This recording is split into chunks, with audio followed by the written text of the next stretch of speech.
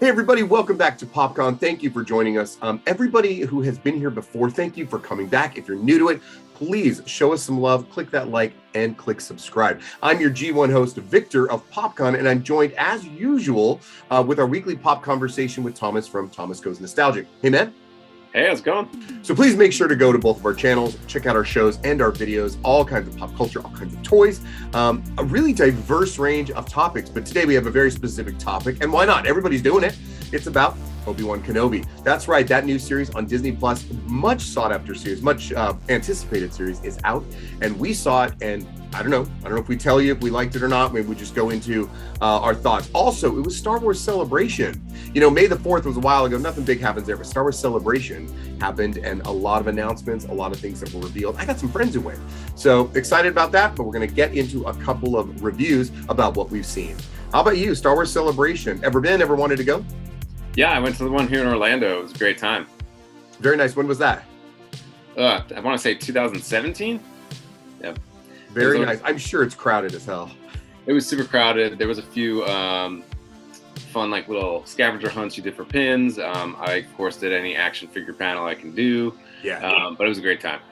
That's awesome. So like I said, I do have friends out there who are out there this weekend for it, and I'm very lucky for them. I'm sure there's some awesome cosplay too, but some great things that came out of there, whether it's a panel with Dave Filoni, but there were also the trailer leaks, a little bit of Mandalorian season 3, photos of Indiana Jones even, because it was mostly a Lucasfilm as a whole instead of just Star Wars. But the biggest things that come out, of course, was I think the Andor trailer. So we're going to get to our review on Kenobi, which was finally released around midnight. What did you think of the Andor trailer? Yeah, it was a little bit of a surprise for me. I didn't even know that they were making that. Oh, really? Okay. Yeah, I wasn't really in the know about that, but I think it's a prequel based on a prequel. Yeah.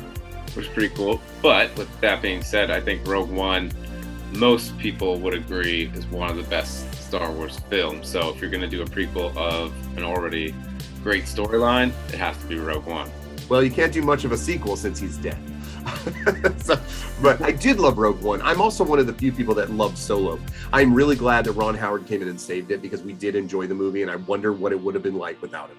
Either way, back to Andor. Yeah, I enjoyed Rogue One, and I knew, obviously, I knew about it, that it was coming, but you didn't hear a lot about it. So therefore, you're kind of like, how is this going? Is it being delayed? What's it going to be? Is it going to be the Book of Boba Fett? I wasn't a huge fan of Book of Boba Fett. I'm glad I watched it. Glad it was made, but it just wasn't very good for me. So this looked much better. It looked high quality. So I am looking forward to what they're going to do with this character in a way that we all know he dies at Rogue One. So, okay. And he wasn't a very nice guy at the beginning of Rogue One. So hopefully they keep that kind of sense of personality in this series. Yeah. So I'm looking forward to that. What about Mandalorian 3? I am shocked and dismayed that it comes out in February 2023. Actually, I'm pissed. That's too long. What is wrong with this world? So maybe they thought, since we kind of had preface to Mandalorian 3 in Boba Fett. Yes, that's so true. Maybe at least we got a little bit of that. Yeah. They thought, oh, this will suffice for now. I suppose we can wait. I know they're working on so many, and not all of them can be winners. Once again, I'm just a huge fan of the Star Wars legacy. Like, the whole thing to me is fantastic that we continue to get stories. Some aren't going to be as good. Book of Boba Fett. But I did like the great Mando episodes involved. See, I think Ahsoka, they showed, like, I think she had a video clip, Rosario Dawson had a video clip that she was there saying I'm on set. That's still a ways away. So I guess the most current thing and what everybody's talking about is Kenobi. So you watched both episodes, right? I did, at 3 a.m. At 3 a.m. Well, that is cool. If nobody can tell, I am really, really ill right now, and I did watch one, and I was super excited to watch that one. So I may be a bit behind already, but I'm okay with it. I'm all right. I think now it's going to be every Wednesday like usual. Is that correct? Yeah. So they dumped 2 on today to go back to their Wednesday schedule. Got it. No, I'm excited. I'll see the other one, but I'm okay. There might be some spoilers for anyone who hasn't seen, but let me tell you something right now from the get-go. Quality show. I loved it. Yeah, I think whenever a Star Wars entry comes in, I'm always afraid that it's either going to let down or, I think it's the ones I'm not thinking about that kind of exceed expectations. So this one, I had high expectations, and so far it's meeting all of them. Yeah, I totally agree with you, where you go into anything made Star Wars and there's so much pressure on them. The fans put on this pressure too. And like I said earlier, not everything can be great. So you go in, now I go in with a little bit of like, oh, might not be great. I might not be great, but I really enjoyed what I saw. Okay, so I had heard the smallest inkling of a rumor so far along that we may see something of Leia on Alderaan. I was like, oh, that's cool. But nothing else, no leaks of pictures that I was aware of. Probably heard that Bail Organa, Jimmy Smits, was going to be in it. So when that first episode went there, I was ecstatic. I was like, oh my God, this is cool that we actually can see them both grow up and what's going on. And it's great to see Jimmy Smits as well. Yeah, I was very excited to see Mr. Jimmy Smits. There he is, Bail Organa. He's perfect in everything he does, and he's a great. I like his character in all of the Star Wars prequels, which I'm not the biggest fan of, but I'm glad they made them. He was a great character. I love that he was what he was. I was excited to see him. Just a little personal story is he lives in Brooklyn, or he did at the time that he was filming the sequels. And my mother, who was a UPS driver, like he lived on her route. No way. That's awesome. So like, oh, I need to have Jimmy Smits. So when I saw him up there, and he's aged a little bit, but it made sense. I just loved seeing him reprising that role. So far, seeing Obi-Wan, and I love the little, like, no, I'm Ben. You know, just there's where, you know, picks that name Ben, because that's, of course, how we knew him in Star Wars A New Hope as Ben Kenobi. Yeah, it answers a few questions. So the Ben, how does he start naming himself Ben? Yep.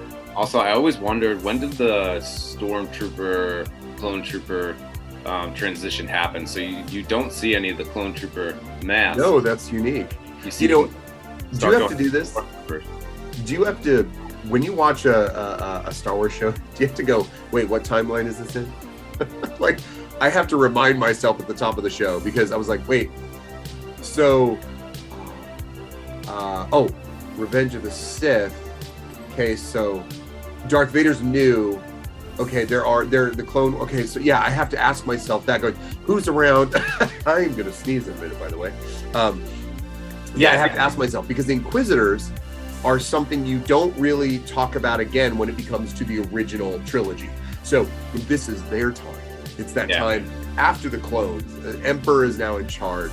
Darth is out there looking for the remainder of the Jedi with these guys. So it brings in a lot more of the animated shows, right? Yeah, and I think it's sort of like the Marvel Cinematic Universe in that sense, where you kind of go in, you have to get your footing first and realize where the story takes place. And now that we've had stories taking place out of order, we definitely have to think that way. I love the recap. So the recap is, again, someone who was glad to make the prequels, but I'm not a huge fan of the quality or their production value. I was so glad to see all those things. It made sense. It really helped bring it together and get me excited to watch it. But when I saw Liam Neeson,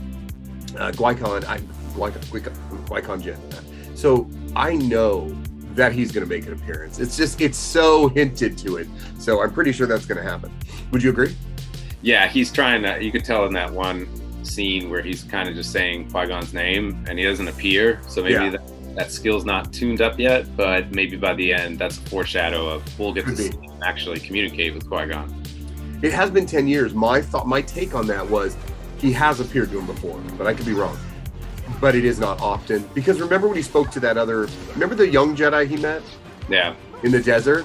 Funny thing was, they gave you a really extra clip of all the younglings escaping. That was one of my favorite scenes in the show. Yeah, and I thought to myself, any of these young Jedi he may come across could be any of them. So, sad, of course, how he ends up, but you wonder if, it's been 10 years, so you wonder if he has communicated or not. But he did tell, who did he tell?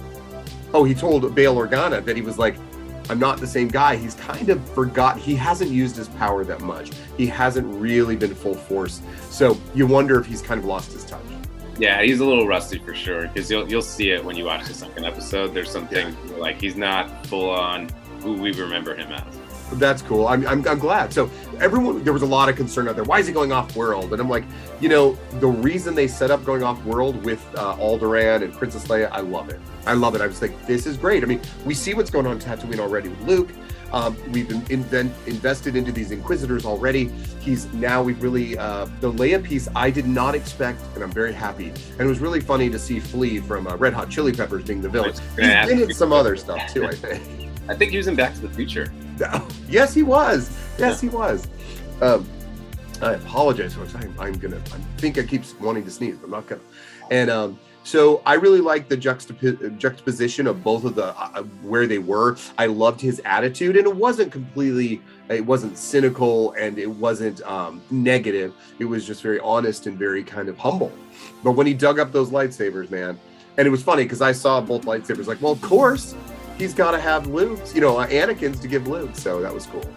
Yeah, it was interesting that he told that other Jedi that was asking for help. He said, "Just go find a spot in the desert, yourself a hole, and put all your stuff in there." And it's funny because he did the same thing. So I thought that was pretty interesting experience. I will tell you, I was very proud of myself. He's got that Jawa enters his cave.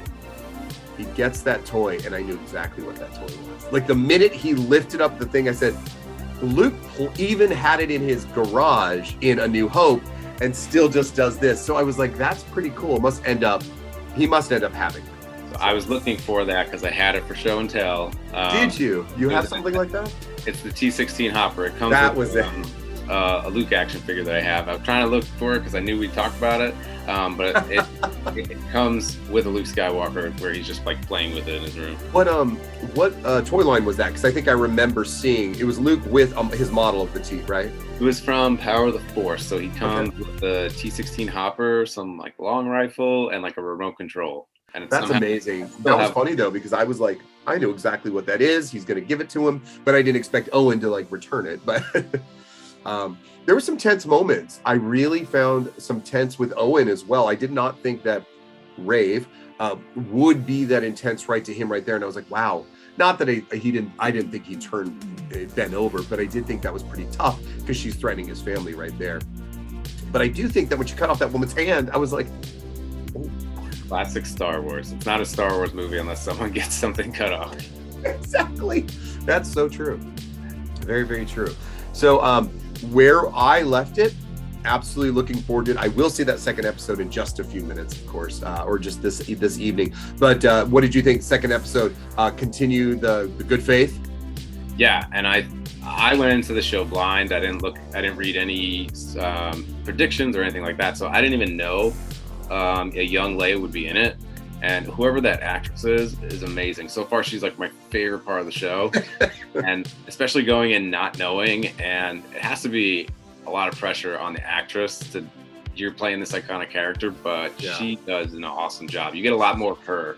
That's cool. I will be honest. It's funny you say that, and it's who knows? It's just our differences. I honestly said like, wow, I don't like the performance of this little girl. Oh, really? I like line delivery is hard for a child. Line delivery is hard for a child, especially when lines are Star Wars lines. Like, I'd rather be digested by a jack, whatever. And I was like, it's an odd phraseology anyway. And Princess Leia had very odd lines in the original Star Wars. She, as an adult, probably had a little better chance. But as a child, it's not always believable for me. But that is so nitpicky. I know she's very young. And I still think she exudes the charisma that we're supposed to get. So totally forgivable for me. Yeah, and I like that they're more focusing on, like, she really was never the princess type. She's more of an adventure type. And well, it makes sense for her being such a strong presence in the rebellion. Like, she goes out, like, you meet her in Star Wars, she's the one out there with the rest of the troops trying to do that. So she didn't want to be a senator. Yeah.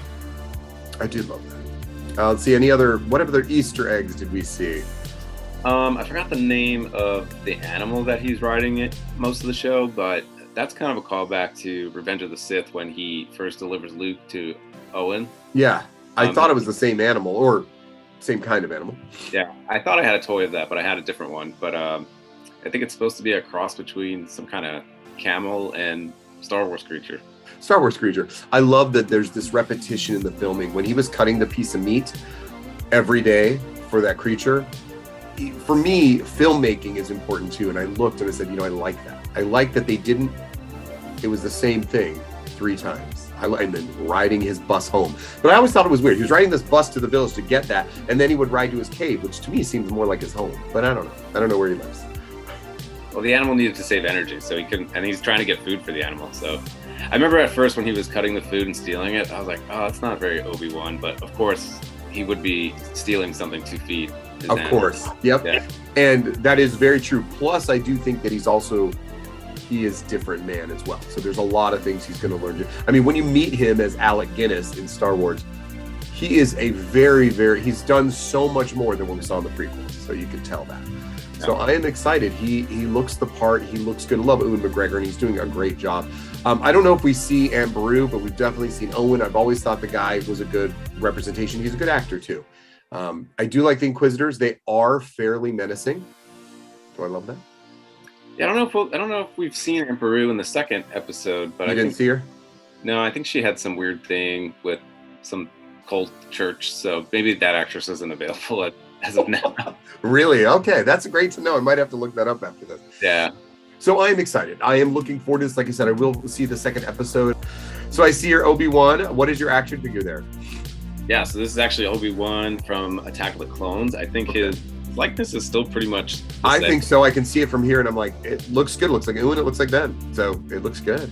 And this is where I'll argue that these are the best Star Wars figures ever made. Really? Why do you say that?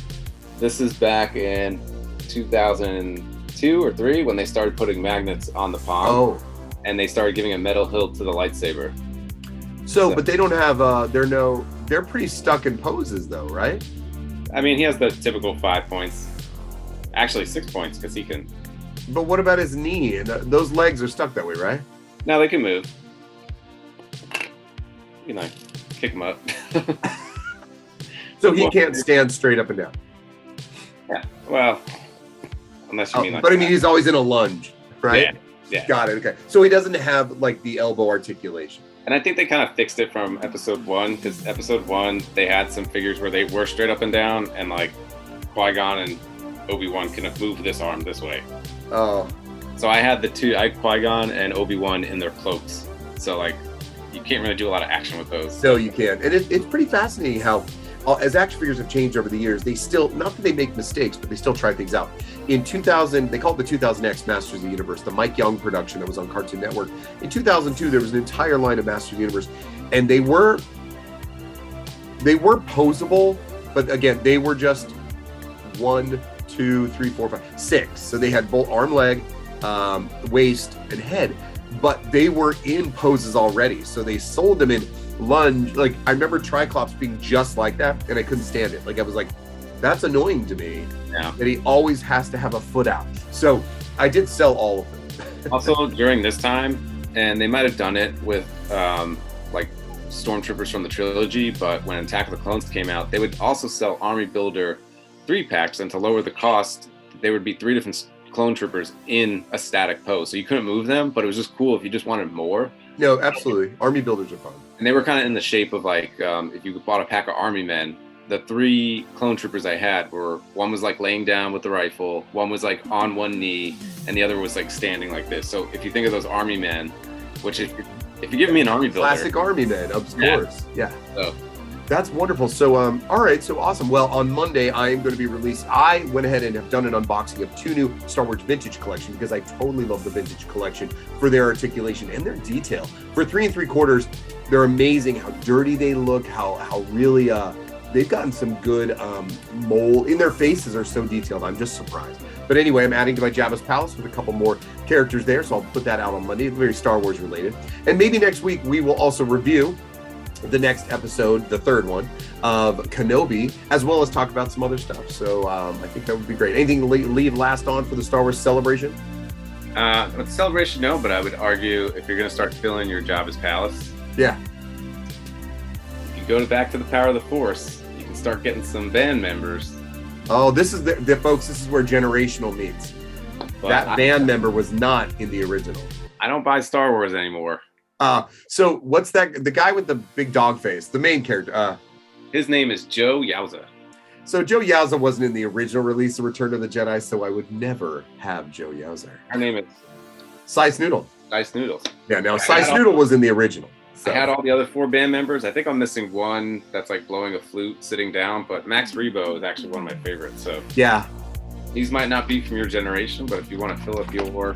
You know, that is cool because I do like Cy Snoodle and Max Rebo, and it was Droopy McCool. So Droopy McCool, Cy Snoodle, and Max Rebo were the 3 original That was the whole band for the. Yeah, there he is. That was the whole band at the time. Now your generation had also the 3 backup singer dancers, right? One was a Rhodian, and one was the redhead girl, and one was a Twi'lek. So I remember those being added into. I have them somewhere too. And they're the same generation as that Obi Wan, right? Because they're kind of stuck in. They have kind of a dance pose. These probably came out in like 97.